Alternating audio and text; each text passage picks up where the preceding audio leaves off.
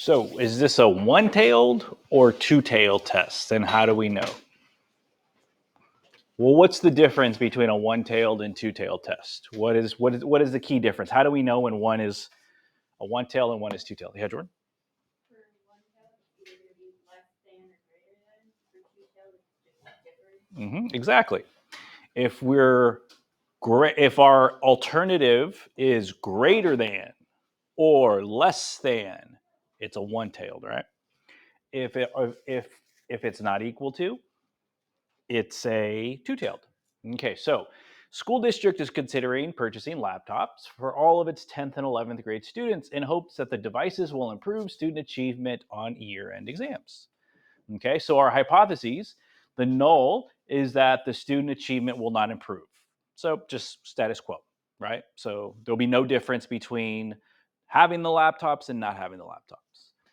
The alternative is student achievement improves, right? And if it improves, the only difference is the laptops, right?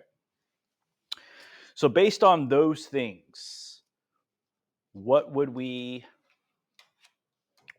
choose? Would we choose a one-tailed or two-tailed? Yeah, and what word gives it away? Improve, yeah. Improve means greater than, right? Whatever our number is for the null, it would be greater than that, right? Whatever they choose, the average score of these exams, whatever they choose for the claim, it would have to be greater than, right? For it to improve.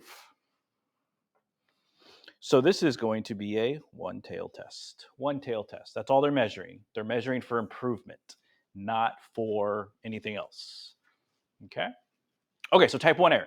The only time we can have a type 1 error is when we reject the null.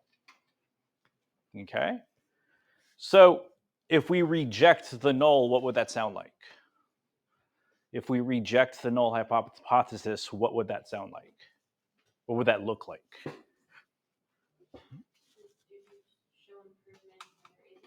There you go. The null is no improvement. So if we reject that claim, that would be they do improve. So students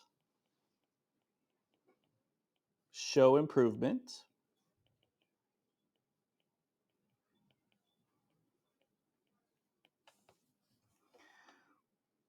When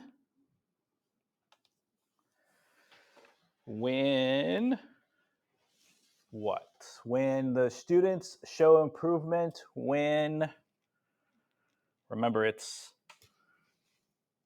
when the null is true. How would we write that? So how do they show improvement? That's kind of like when you're writing something down, you want it to make sense. So how can we say that makes sense? Because if I say students and show improvement when they didn't improve, When they didn't improve with the laptops.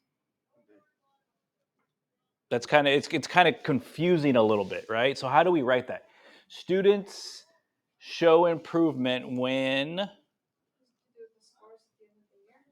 say it louder. The end of the year exam, they put their scores on them. So they show improvement when. So what we're trying to say is they show improvement when they actually don't improve. So how do we say that without sounding confusing? That's what I'm trying to say. How do we say that without sounding? Because if you tell that to someone, they showed improvement, but they didn't improve. Okay, so we can say that. We can say students show improvement when their test scores weren't any better, right?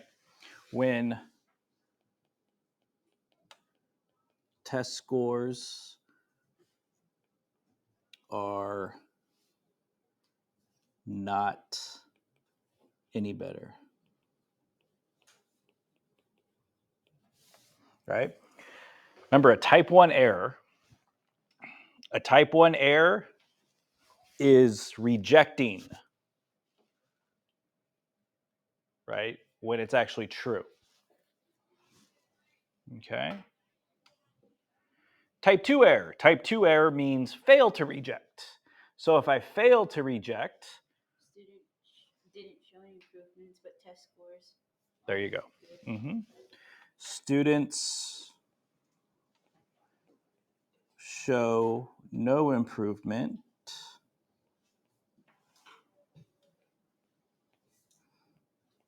but test scores improve.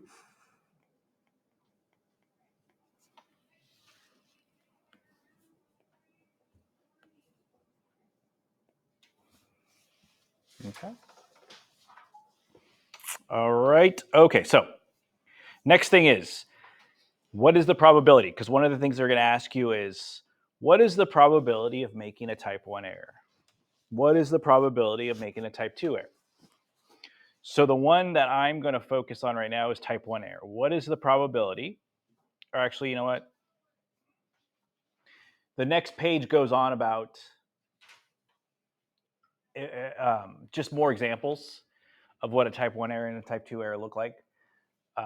Going back to the jury trial, like I've been talking about, jury trial, the null hypothesis is defendant is innocent. That's what they say. That's their claim. When you go in and you have a trial, you claim you're innocent or not guilty, right? Otherwise, there wouldn't be a trial. If you admitted it, then there wouldn't be a trial. You would just plead guilty and take your consequence, whatever it is. And then the null hypothesis is the defendant is guilty. That's what the prosecution is trying to show. Okay? So strong evidence. Without it, we risk committing a type 2 error. So what do we need? What do we need to do to convict the criminal? Reject the null hypothesis, right? Reject that they're innocent. If we reject that they're innocent, when they are, in fact, guilty, that's right here. That's power, right? Rejecting their innocence, guilty, when in fact they are guilty. They lied. They're not innocent, right? That's what we want. That's called power. That's what we want. That's called power. So when they refer to power, that's what they're referring to. That check mark there. Okay. All right. Let's see here.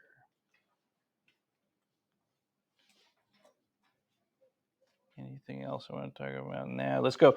So let's go turn it over. Let's go to this page right here. We'll come back to the problem in a second, but I want to do that. The problem is similar to the one you just did, so I want to go to this. Okay, so one thing they're going to ask you is, what is the probability? Calculating the probability of making a type 1 error.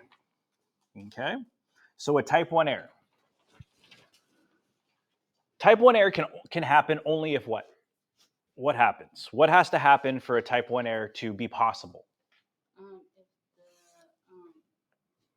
If the null hypothesis is true. No. When is the only chances that we can have a type 1 error? If, so yeah, you're getting at, what are you getting at? If that happens, we reject a claim. There we go. If we reject the null hypothesis, right? That's the only way for us to make a type 1 error. If I fail to reject, there's no chance of it happening. If I fail to reject the null hypothesis, there's zero chance. That's a test question sometimes they'll throw at you. They'll say, if we fail to reject the null hypothesis, what is the probability of getting a type 1 error? You can't, because the only way to get a type 1 error is if you reject a claim. Okay, so the only way we can get a type 1 error is if we reject the claim. So if I have, and then going back to what Danya said, to reject, our p-value has to be smaller than our alpha, right? That's by definition how we reject, right? So what is the probability? What is the biggest percentage I can have and still reject? For this problem.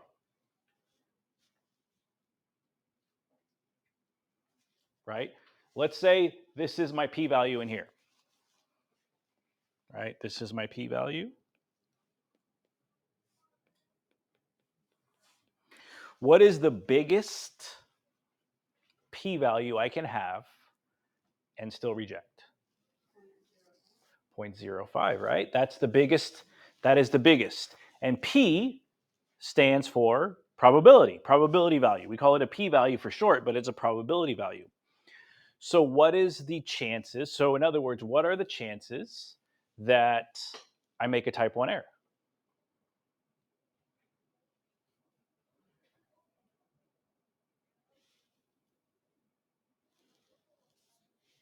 Well, what's the only way I can make a type 1 error?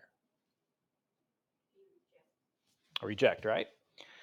And to reject,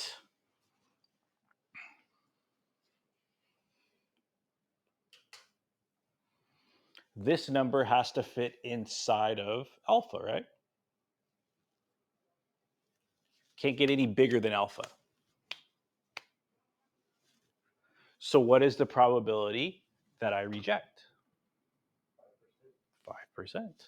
Any bigger than that, I have to fail to reject, right? I have to fail to reject. So anytime they're asking you, so the probability of a type 1 error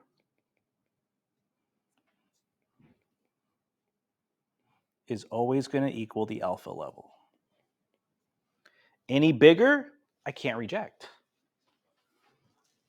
If my p-value is too big, I can't reject anymore. Then I go to type 1 error. Then type 1 error can't happen.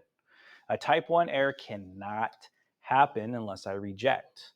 Well, the biggest chances of that happening are they has to be within the alpha level. Okay, so if an alpha level is 5%, the chances I make a type 1 error is only 5%. Because if I'm bigger than 5%, I can't reject anymore. I have to fail to reject. Okay, so it's a little confusing on how that works, but essentially a probability of a type 1 error is the same as alpha. They're exactly the same. Okay, so as big as the alpha is, that's as big. So if I have an alpha, let's say I change my alpha level. Let's say I change it to this.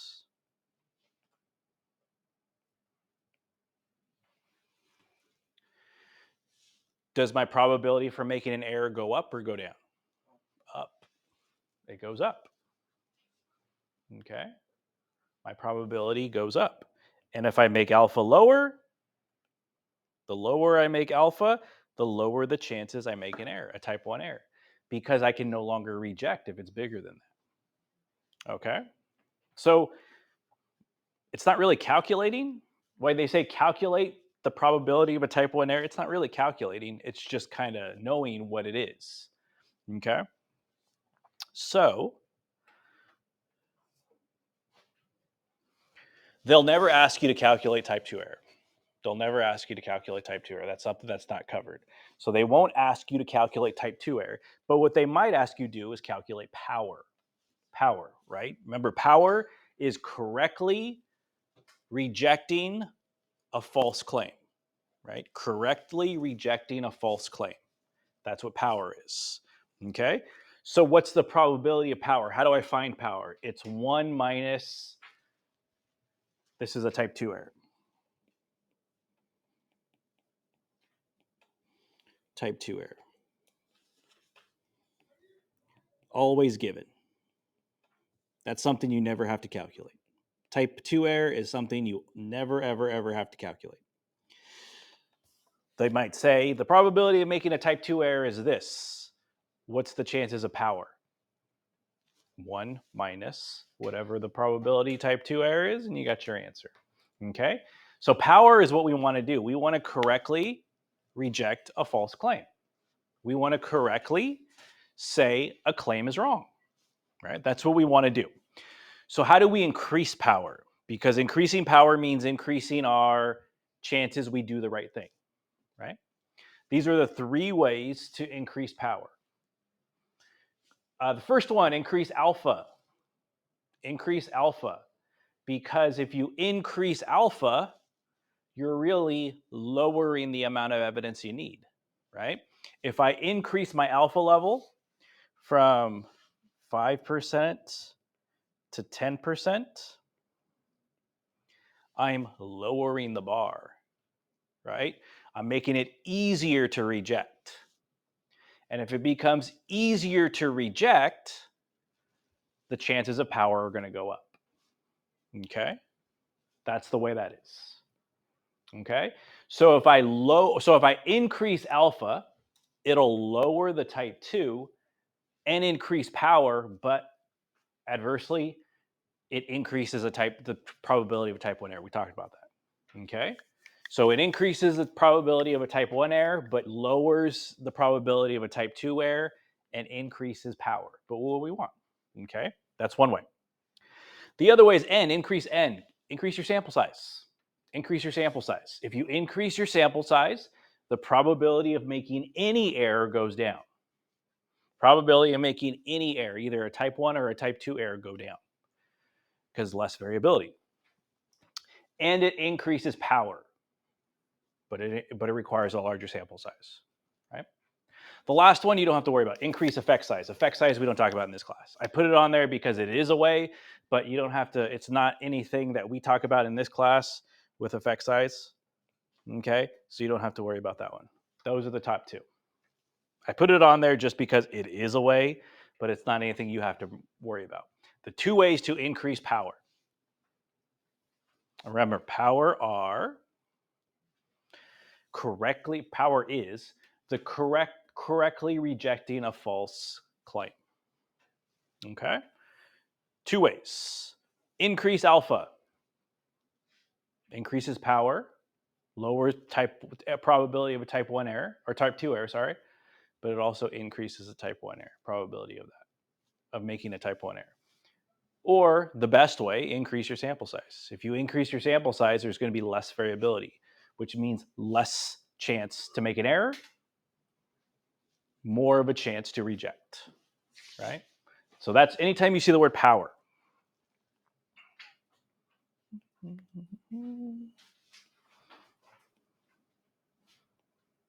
Correctly rejecting a false claim. That's what that means. Okay. I'm not going to make you do this problem here because I think you have problems just like that on the worksheet. So I'm going to let you work on that. So let's see here. Anything else? That's about it. So I'm going to let you guys work on that. I'll put my answer key up here so you can work. So next week, that's the end of the chapter. That was the end of the chapter. So next week, we are going to review. Monday and Tuesday, I'm going to give you a practice test. Like I always do, chapter review, practice test. It'll have multiple choice on it. It'll have free response on it. Wednesday, we'll have a group test. Thursday will be our individual test for chapter 9. Okay?